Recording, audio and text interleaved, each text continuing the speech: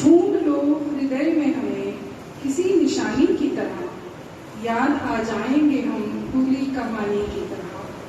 जैसे ही हृदय में तेरी यादों के साए उतरे, एक सुगंध सी उड़ी रात की रानी की तरह। अपने हृदय से आपने क्यों मिटा डाला किसी गलत बयानी की तरह। क्या जिए हम जैसे जिए ठहरे हुए बरसात के पानी की तरह।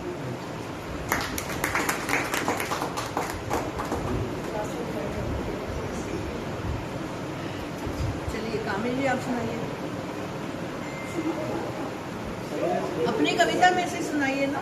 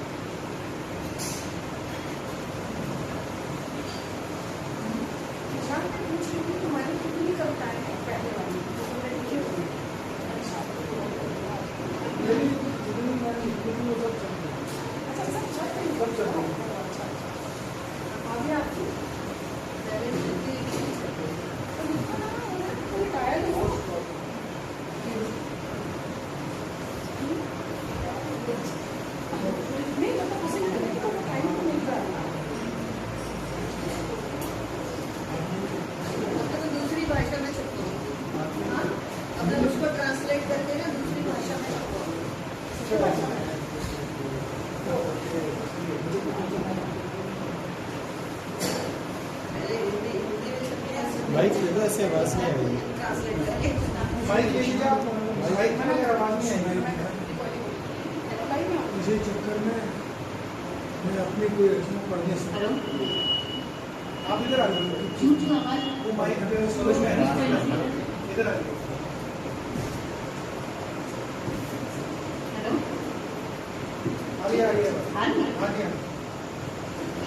संयुक्त काव्य संकलन मेरा सिंगल चलता है, उसमें मैंने लिखा है वजूद इसका टाइटल है। सारी जिंदगी में तलाशता रहा अपने वजूद को, और अनजाने में एक इतने अपनों से ढूंढता रहा उन जख्मों में प्रचार करके कभी हाथ न आया।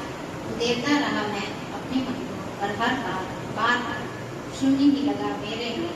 पूरी जिंदगी मैं भटकता रहा जिसे पाने के लिए, वो मेरे पास ही था बिल्कुल पास, और मैं ही कहीं खो गया था, भटक रहा था अनपढ़ अहर्निश, और जब समझ आया तब तक मिटा चुका था मैं अपने हमेशा नशा। एक शब्द है अहर्निश, तो हम सिंगल सर से ही सीखे, उसके पहले नहीं जानते थे। मुझे भी सीखना है। करना है, जिंदगी भर चलेगा, लर्निंग प्रोसेस था।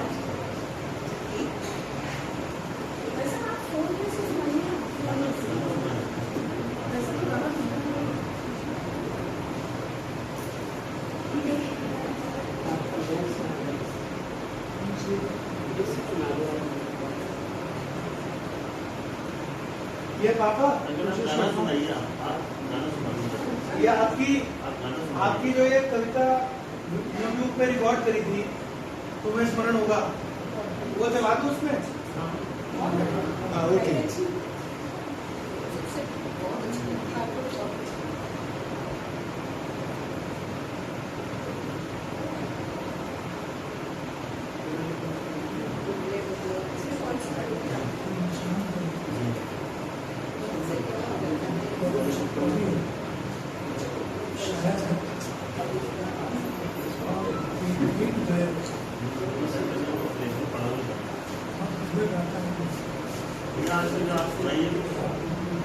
विश्वविद्यालय में सालों में 86 विद्यालयों में महाविद्यालयों में दिवस का है लोग बहन सिखाने के लिए बुलाते हैं इसको और ये नेचुरल है इसको। चाहिए ना नहीं मैं चप्पल उतार रखी इसमें लगा लें।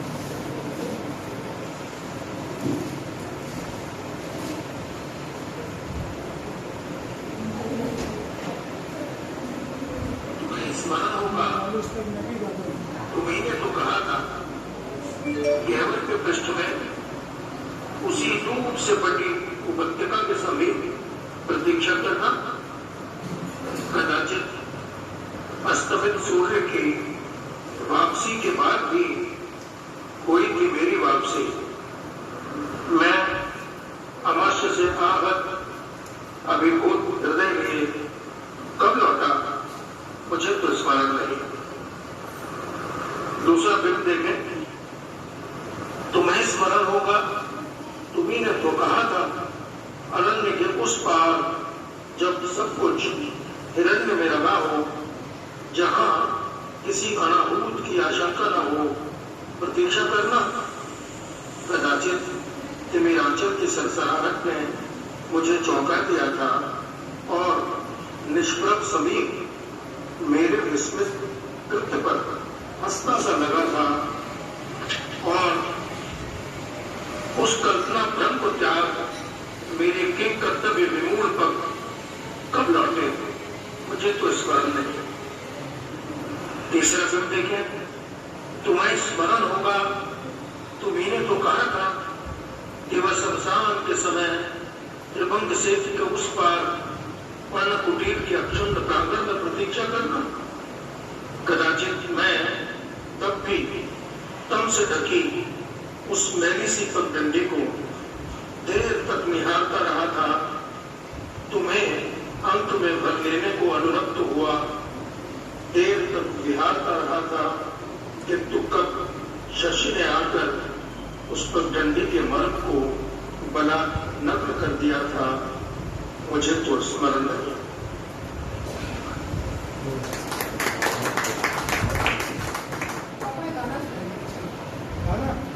पापा ऐसे आप गाना सुनाओगे? अरे गाना नहीं सुनाओगे सुनाओगे। गाना है 2 लाइन सुना दे। गाने के दिन गए हमने बनके आवाज गई ना सांस लगी।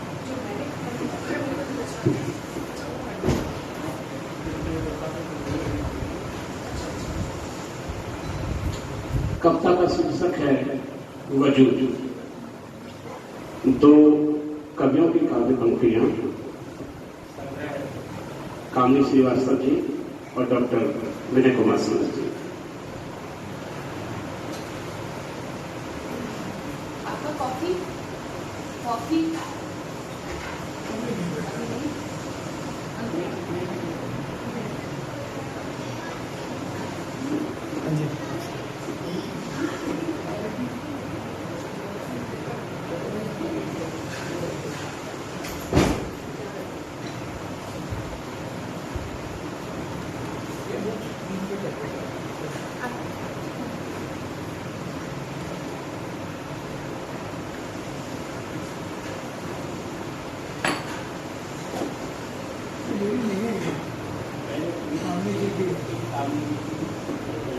मेरी किसी रचना में 22 साल से उर्दू का कोई शब्द नहीं है, ये पहचान है।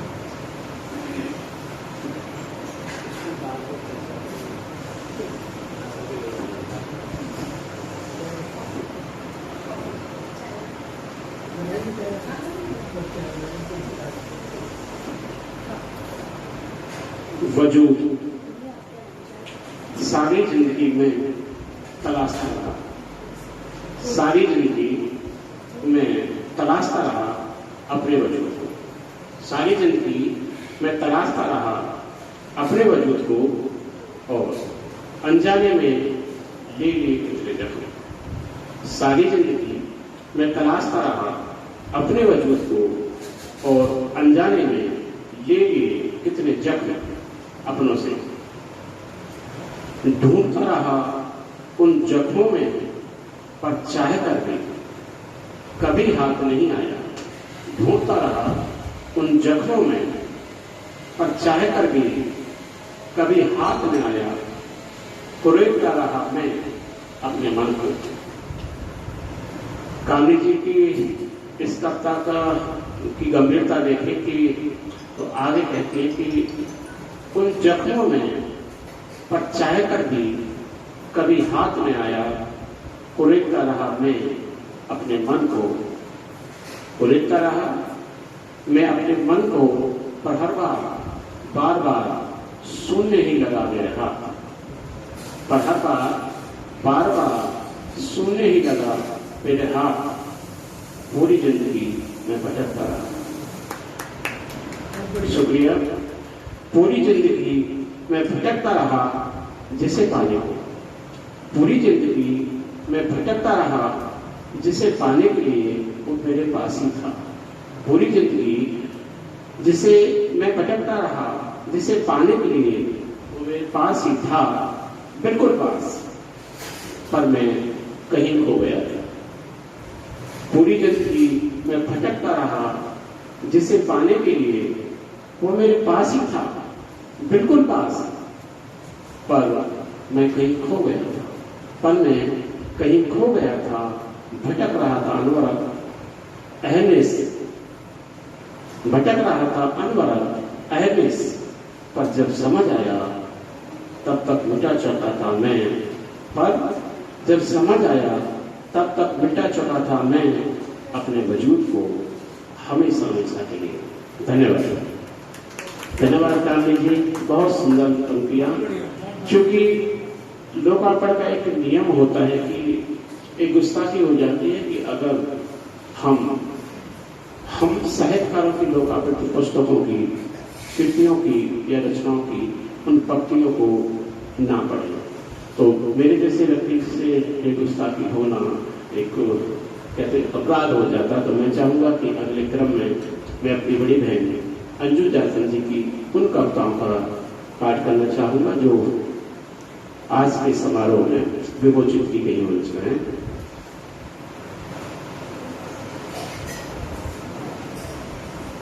अंजू काला दासन जी और डॉक्टर विजय कुमार सिंगल जी का संयुक्त काव्य संग्रह है दो संगम काव्य धाराओं का। इसके बीच में एक कविता है मन का नाथ। उससे पूर्व आपने अंजू जी के द्वारा स्वर वाचन खुद सुना, लेकिन मैं भी प्रयास करता हूँ साहित्य का विद्यार्थी के होने के नाते कि मैं भी इसका वाचन करूँ। ओ मन के मीत, ओ मन के मीत तेरी प्रीत की गीत। ओ मन के गीत तेरी प्रीत की गति, वरना तो मैं बीत गई होती। ओ मन के मीत तेरी प्रीत की गति, वरना मैं बीत गई होती। मुख पर फीकी सी चमक, मुख पर फीकी सी चमक, आंखों में वीरानी। मुख पर फीकी सी चमक, आंखों में वीरानी, हृदय में मरुस्थल, हृदय में मरुस्थल। तेरी प्रीत की गति, वरना मैं बीत गई होती, वरना मैं बीत गई होती। आगे अंजू जी कहती है कि जी चाहा खिलते फूलों के संग, जी चाहा खिलते फूलों के संग कविता का पीताम्बर लपेटूं। जी चाहा खिलते फूलों के संग कविता का पीताम्बर लपेटूं। मन में तेरी ही छवि है, तेरी प्रीत की है गति। मन में तेरी ही छवि है, तेरी प्रीत की है गति, वरना तो मैं रीत गई होती। बहुत ही आसान करता है, बहुत ही आसान। आगे बहुत देर हुई अब आ जाओ, बहुत देर हुई अब आ जाओ पाँवों की आह सुनने। बहुत देर हुई अब आ जाओ पाँवों की आह सुनने को। बेकरार है हृदय की गति, बेकरार है हृदय की गति, तेरी प्रीत की है गति, वरना तो मैं लिख नहीं, वरना तो मैं लिख नहीं। धन्यवाद। बहुत सुंदर और आशापूर्ण कविता और मन की कविता। मैं चाहूंगा कि एक और दूसरी कविता जो हमारी बहन अंजू जी ने वाचन किया था उसका और मैं वाचन करूंगा।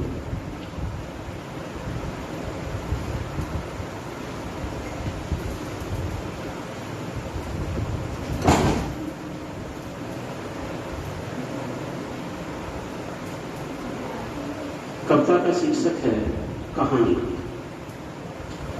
इसी संग्रह से संगम दो काव्य धाराओं का एक कविता कहानी। देखें अंजू जी क्या कहती हैं। ढूंढ लो हृदय में हमें, ढूंढ लो हृदय में हमें किसी निशानी की तरह, ढूंढ लो हृदय में हमें किसी निशानी की तरह, याद आ जाएंगे हम भूली कहानी की तरह। बहुत सुंदर।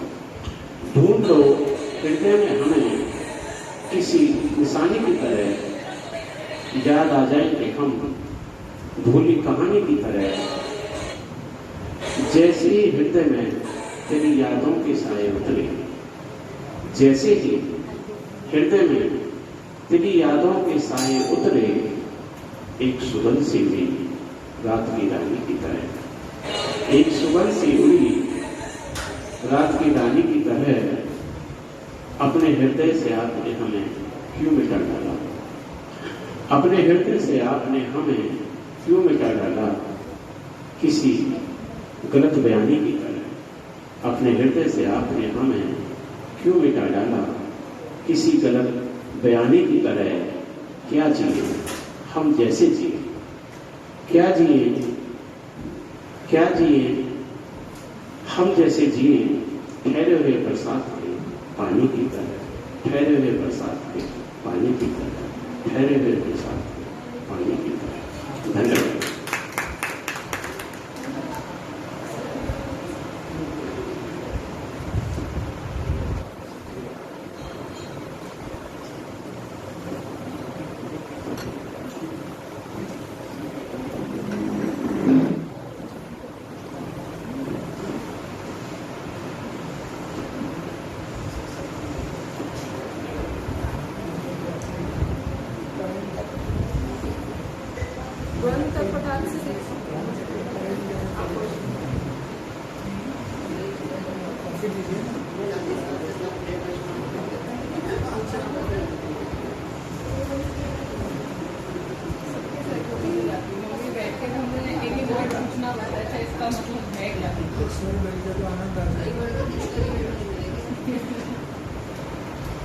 गाना सोचो, आपको ऐसे छोड़ के गाना सोचो।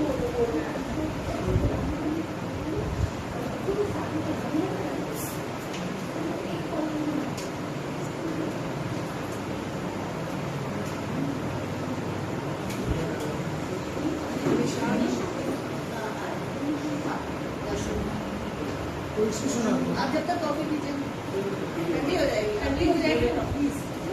आप जब तक कॉफी दे दो, आप कॉफी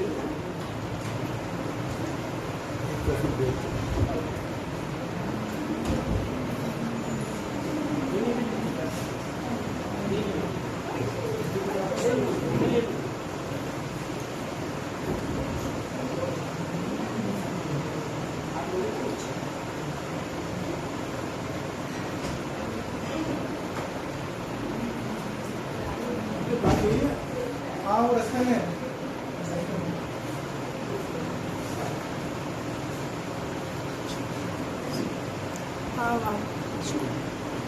दो भाभी कुछ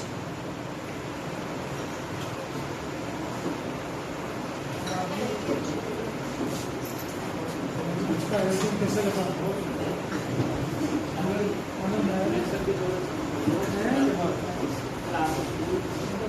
अच्छा, बहुत अच्छा, बहुत अच्छा, बहुत अच्छा।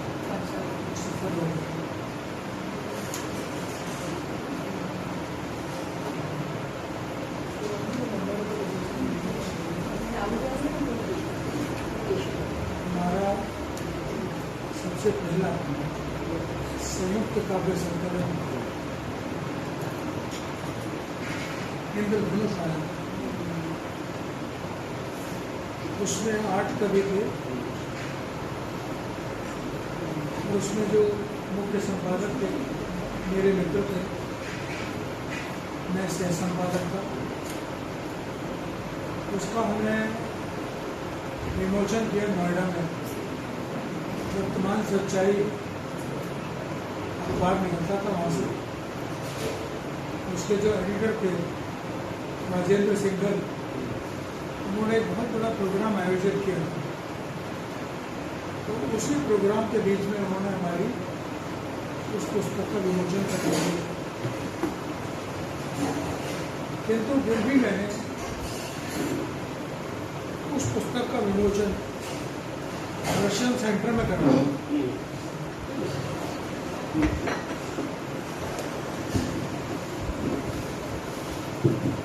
और रशियन सेंटर में हमारे कई संयुक्त काव्य संकलनों के विमोचन हुए।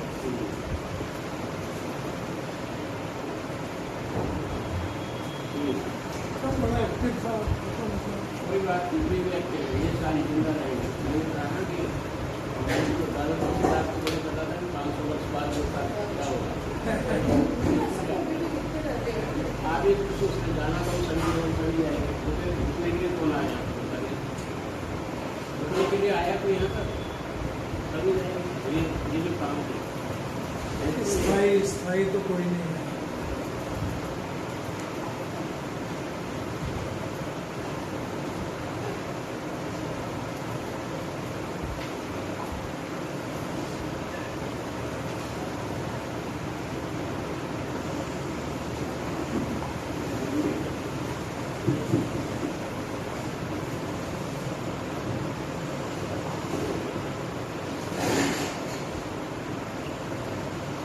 आज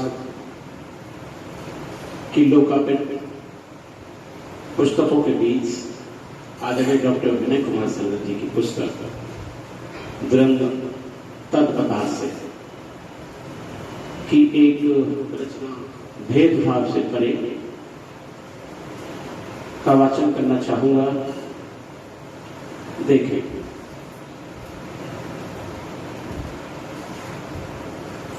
भेदभाव से परे है वृक्ष, भेदभाव से परे है वृक्ष, थके पदाभास पथिक को दूर से ही बुला लेता है वृक्ष।